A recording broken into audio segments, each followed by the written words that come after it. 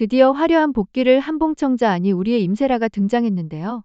그의 위기감을 느낀 고희영의 모습도 나왔죠.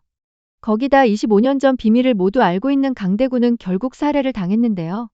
봉청자가 기억이 돌아오기 전에 얼른 없애기 위해 곽정도까지 움직였지만 봉청자의 곁엔 독고철이 있어 무사했습니다. 임세라의 등장에 모든 시선이 세라에게 집중되고 급기야 고희영은 뒷전이 되어버렸는데요. 브랜드 모델 자리마저 빼앗겨버린 고희영.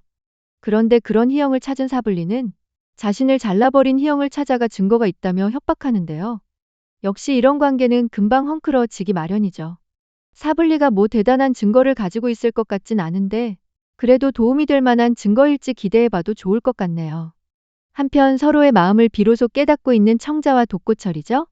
과거의 형사가 독고철이다라는 사실을 모르던 청자는 과거 형사의 모습이 자꾸만 떠오르고 집 비밀번호로 인해 확신을 하게 되며 두근거리는 마음을 숨길 수가 없어 보입니다. 서로 질투하는 모습은 누가 봐도 이미 서로 마음이 시작된 것 같죠? 한편 도익환과 민국희의 연결고리가 밝혀졌는데 25년 전 임세라에게 접대를 요구했던 국회의원이던 도익환. 그는 현재 사망했죠. 하지만 그의 보좌관이던 민국희는 도익환의 시계를 이어받아 국회의원이 되었고 이번에는 서울시장 자리를 노리고 있습니다. 그가 삼선 의원까지 될 수 있었던 이유 역시도 도익환의 유권자들을 그대로 이어받아 불법 자금 주승필의 지원까지 여전했기에 가능한 것이었는데요.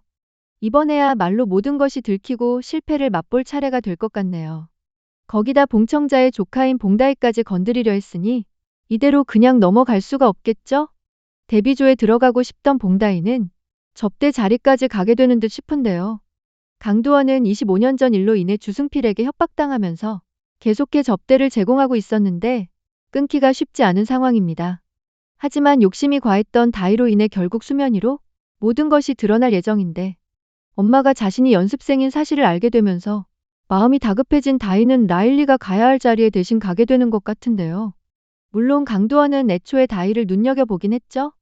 임세라의 모습을 봤던 그였기에 다소 조심스러웠을 것 같은데 거기다 아직 많이 어린 다희를 보내지 말라고 했지만 다희가 우겨 대신 갔을 가능성이 있어 보이네요.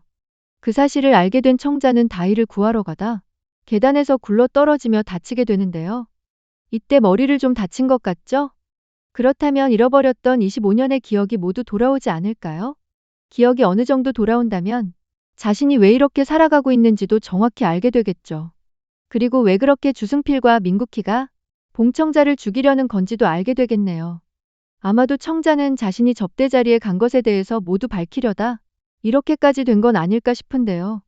청자의 성격을 보면 힘든 사람들을 돕고 싶어 하는데 자신 대신 희영이 그 자리에 간 것을 알게 되었고 대신 싸워주기 위해 강두원과 싸우다 아예 연예계에서 퇴출된 것은 아닐까 싶네요. 누군가를 위해 희생을 했을 것 같은 봉청자.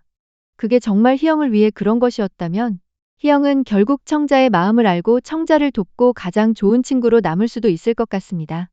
점점 더 인기가 치솟는 드라마 금쪽 같은 내 스타. 오늘의 리뷰는 여기까지입니다. 오늘도 재미있게 보셨다면 좋아요, 구독 부탁드립니다.